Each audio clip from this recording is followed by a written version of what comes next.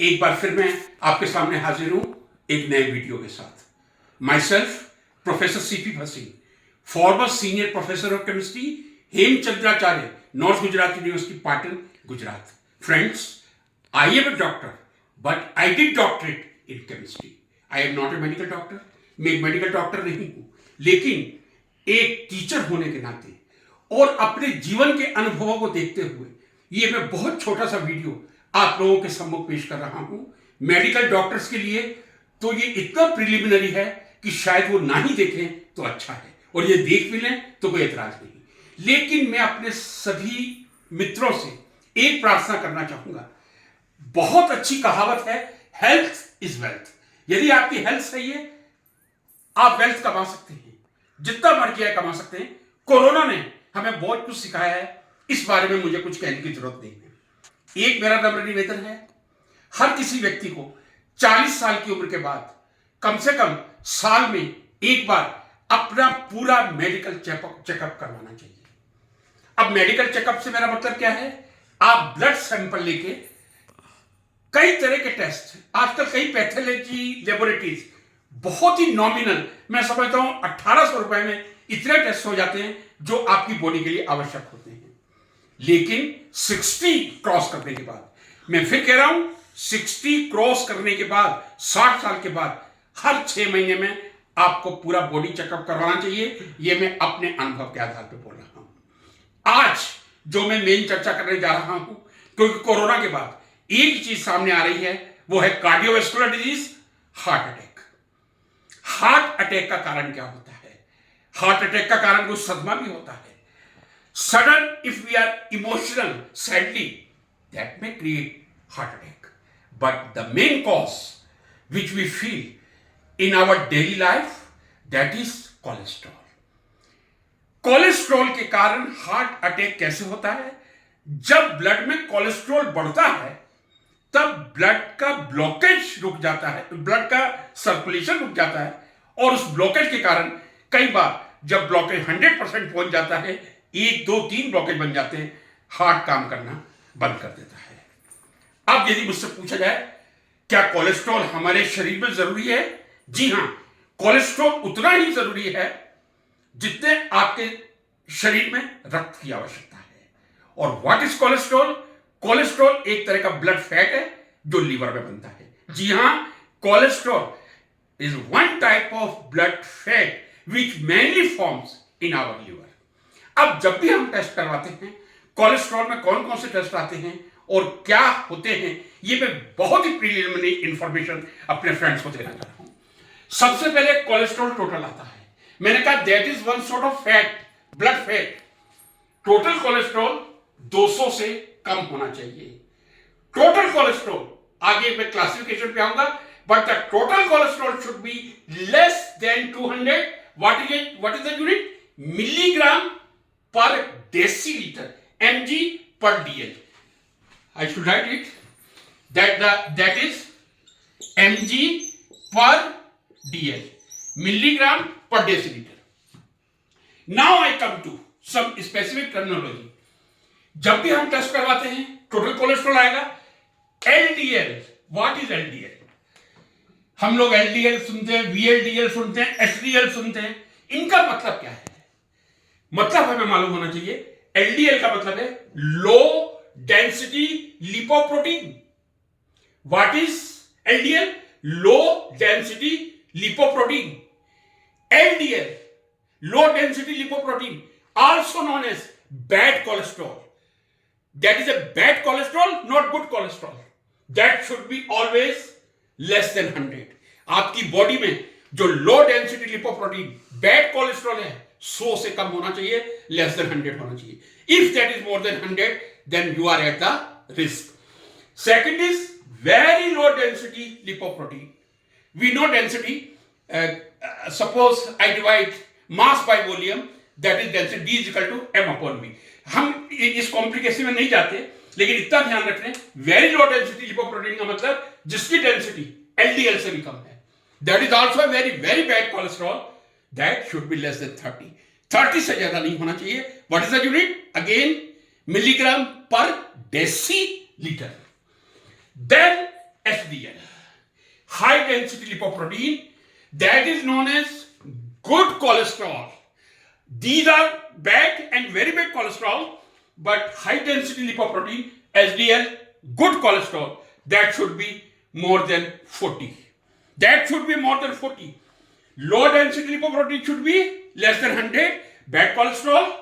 VLDL, very low density lipoprotein, must be less than 30, very bad cholesterol.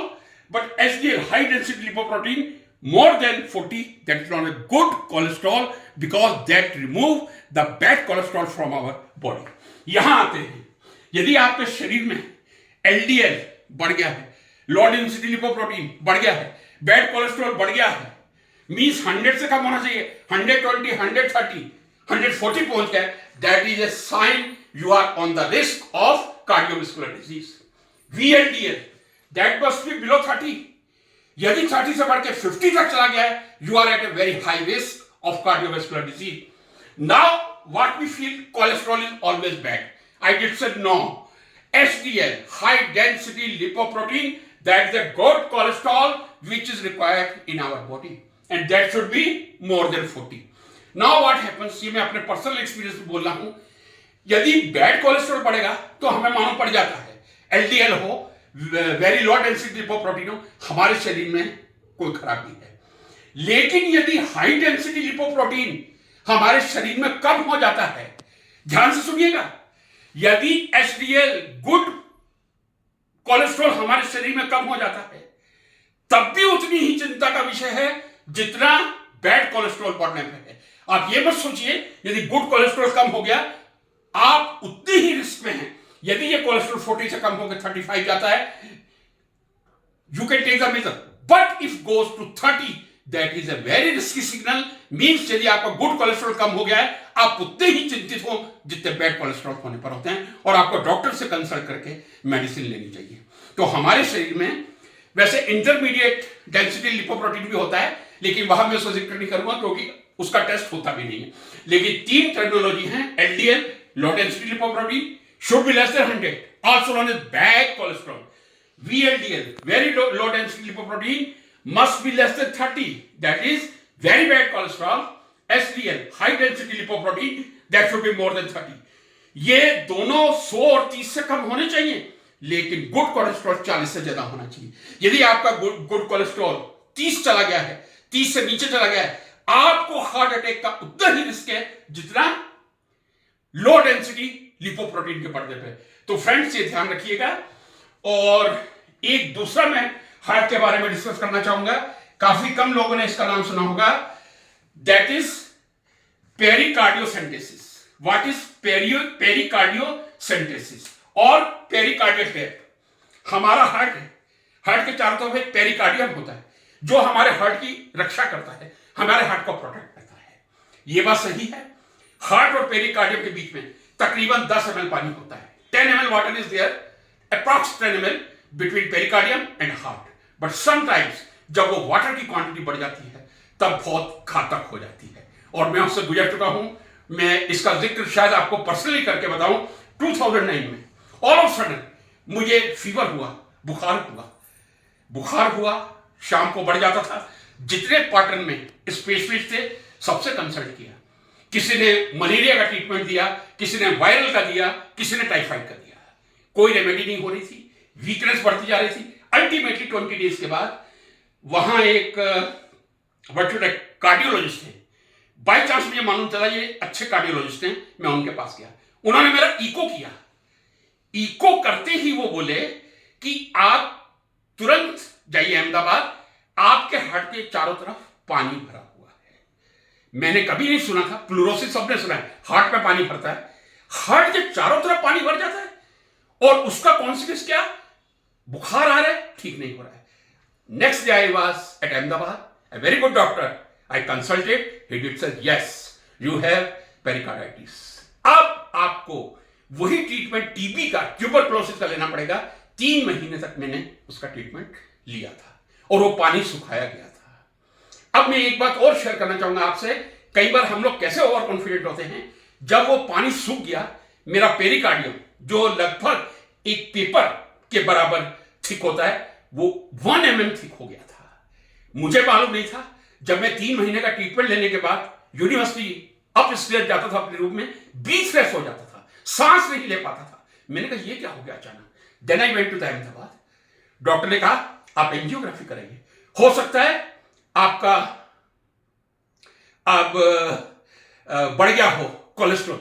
जब angiography कराई तब वो बिल्कुल नॉर्मल था। मींस नॉर्मल, ये मुझे याद आ गया अपनी कहानी सुनाते सुनाते।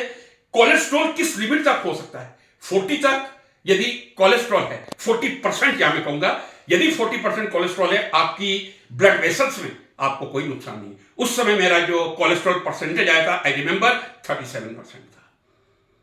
तो ये उस समय की बात है। बाद में I don't know what happened in 2015, I had a severe chest pain, but because earlier 2 times I had gone for the angiography, I was dead sure, no, I cannot have the blockage. 2 times I was for angiography in Ahmedabad.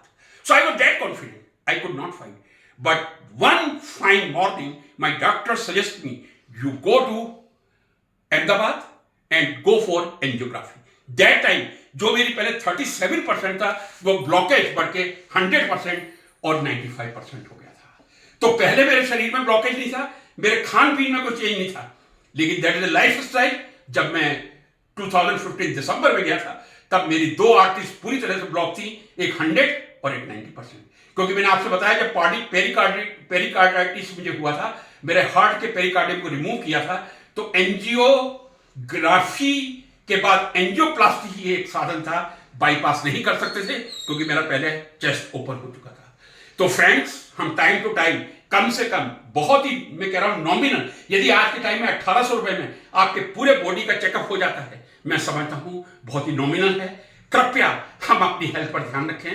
और पढ़े लिखे लोग ये low density, very low density, high density protein, फिर मैं कहूंगा यदि आपकी बॉडी में लो डेंसिटी प्रोटीन बड़ा है, हानिकारक है, हाई डेंसिटी प्रोटीन बड़ा है, हानिकारक नहीं है, लेकिन हाई डेंसिटी प्रोटीन कम हुआ है, गुड कोलेस्ट्रॉल कम हुआ है, आपके लिए कहां तक है? अब कोई क्वेश्चन मेरे से कर सकता है कहां तक हाई डेंसिटी जा सकता है? जैसे लेस देन 40